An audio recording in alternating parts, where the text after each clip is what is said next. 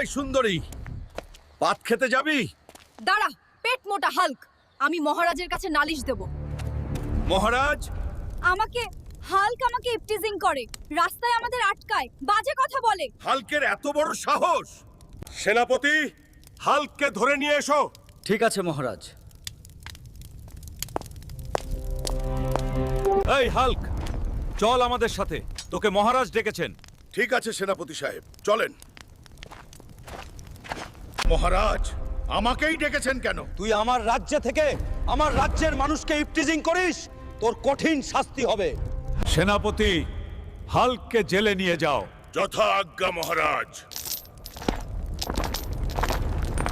বন্ধুরা, তোমরা অনেকেই জানতে চেয়েছিলে যে আমার ফাঁসি কেন হয়েছিল।